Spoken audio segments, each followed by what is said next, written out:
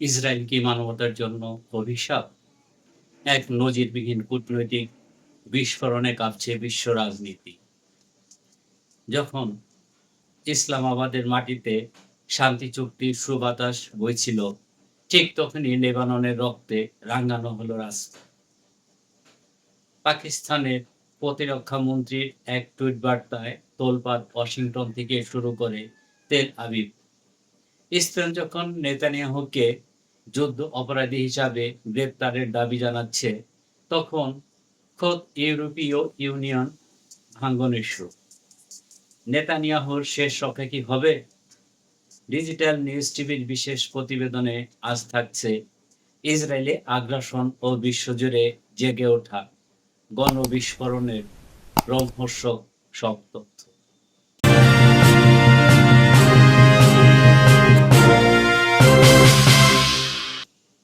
আসিফের মন্তব্য ও পাকিস্তানের অবস্থা। দর্শক, মনে করিয়ে দিতে চাই, পাকিস্তানের প্রতিরক্ষা মন্ত্রী খাজা মোহাম্মদ আসিফ ইসরায়েলকে সরাসরি মানবতার জন্য অভিশাপ এবং একটি ক্যান্সার আক্রান্ত রাষ্ট্র হিসাবে অভিহিত করেছে। তার এই একটি টুইট যেন বারুদের আগুন জ্বালিয়ে দিয়েছে। ইসরায়েলের বিনার চেয়ে তিনি যে প্রার্থনা করেছেন তা আন্তর্জাতিক মহলে তুমুল বিতর্কের জন্ম দিয়েছে। ডোনাল্ড ট্রাম্পের কূটনৈতিক চাপের মুখেও পাকিস্তান কি অনড় থাকবে? ইসলামাবাদ যখন ইরান ও আমেরিকার মধ্যে ঐতিহাসিক শান্তি আলোচনার আবহ তৈরি হচ্ছিল, ঠিক সেই মুহূর্তে লেবাননে ইসরায়েলি হামলাকে পিঠে ছুরিকাঘাত হিসাবে দেখছে মুসলিম বিশ্ব। স্পেনের হুঙ্কার ও ইউরোপের পরিবর্তন।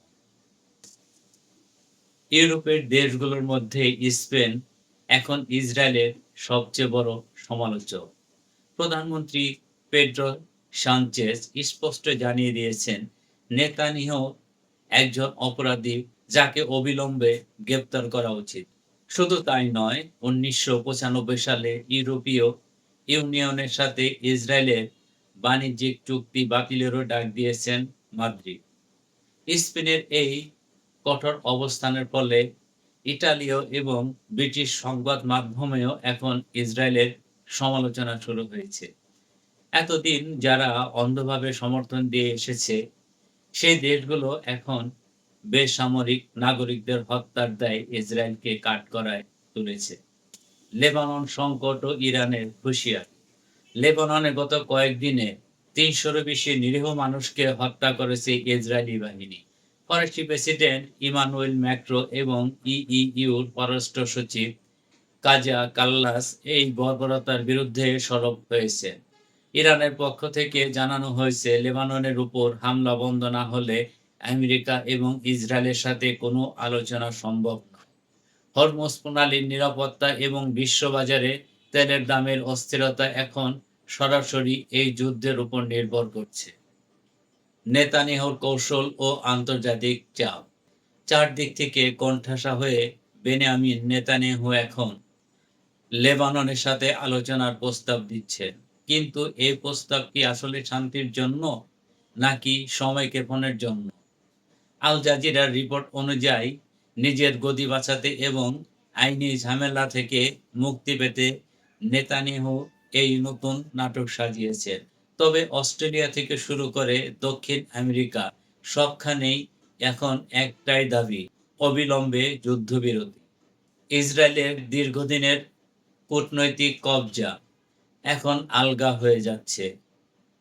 আমেরিকার অভ্যন্তরীণ রাজনীতিতেও এখন ইসরায়েল বিরোধিতার সুর প্রবল। সামাজিক যোগাযোগ মাধ্যম থেকে শুরু করে রাজপথ, জনমত এখন ফিলিস্তিন ও লেবাননের পক্ষে। ডিজিটাল নিউজ টিভির আজকের এই বিশেষ বিশ্লেষণে আমরা দেখার চেষ্টা করেছি কিভাবে একটি রাষ্ট্র পুরো পৃথিবীর কাছে ব্যাপ্ত হয়ে পড়েছে। আপনাদের কি মনে হয়, নেতানিয়াহুর বিচার কি সম্ভব? কমেন্ট বক্সে আপনাদের মতামত জানান। দর্শক, আমার এই চ্যানেলটি যদি আপনাদের ভালো লাগে, তথ্যবহুল মনে হয়, তবে চ্যানেলটি লাইক দিন, শেয়ার করুন এবং আমার এই ভিডিওগুলো দেখতে আমার চ্যানেলটি সাবস্ক্রাইব করুন। আমাদের সাথে থাকার জন্য ধন্যবাদ। দেখা হবে পরবর্তী ভিডিওতে। ততক্ষণ সুস্থ থাকুন, ভালো থাকুন। আল্লাহ হাফেজ।